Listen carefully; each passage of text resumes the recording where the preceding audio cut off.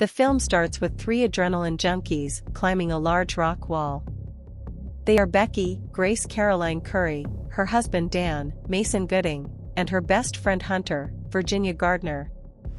During the climb, Becky has to leap from her side over to Dan, who catches her.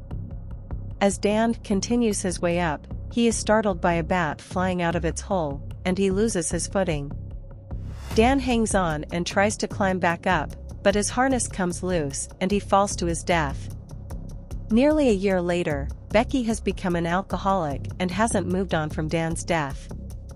One night, she gets a call from Hunter. She shows up at Becky's apartment to comfort her, as well as to propose that they climb a TV tower that is over 2,000 feet high. She remembers words that Dan told her about not being scared to live, so she agrees to go with her to the tower. The girls drive out toward the tower but cannot go further than the gate, leaving them to walk there. Once they arrive, Becky almost backs out due to nerves, but Hunter convinces her to keep going. They begin their climb and stop after 1,000 feet, where they observe the view so far, and Hunter comments that they have passed the height of the Eiffel Tower.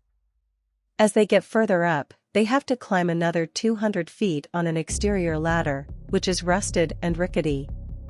Several bolts come loose as Hunter messes around while trying to climb up. The two finally make it to the top and admire the view. When the girls decide to start climbing back down, the ladder breaks loose, causing Becky to drop their bag with the drone and their water onto a satellite down below. Hunter manages to pull Becky back up. They find binoculars and a flare gun in a compartment on the tower, but they wait to use it until necessary.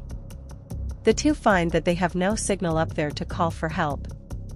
They decide to try and drop the phone by putting it in Hunter's shoe and patting it with hers and Becky's socks, plus Hunter's sports bra so that it doesn't break when it hits the ground. Unfortunately, that's exactly what happens.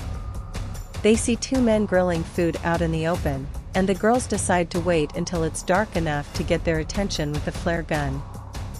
However, while the two men do see the girls, they also see Hunter's car and drive the trailer over there to steal it.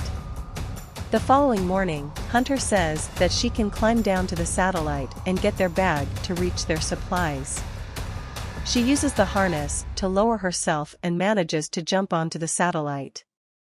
After having some water, Hunter uses her selfie stick to hook the bag onto the harness and then use it to help herself climb back up.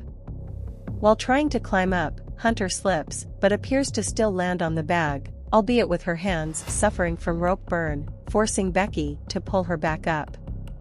The girls then try to write a note and attach it to the drone to try and send it back to the motel. But eventually, a truck crashes into it and destroys it. Becky starts to grow more delirious from dehydration and starvation. It is then revealed that the Hunter that she has been talking to for the last few hours was a hallucination. Hunter never landed on the bag and hit the satellite when trying to climb up, and she bled to death. By the next morning, the vulture has found Becky sleeping and tries to pick at her leg.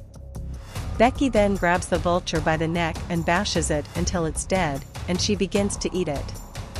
Becky realizes she has one last chance to survive, and she sends a message to James, apologizing for how she treated him when he was just looking out for her.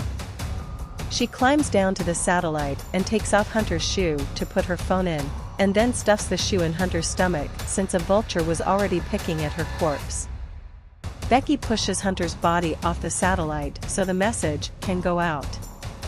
Becky's father is then seen driving toward the tower, where he finds a whole team of authorities at the scene. He finds them taking Hunter's body, which he fears is Becky, until he finds that Becky has already been rescued and brought down safely. Becky runs into James's arms and they reconcile.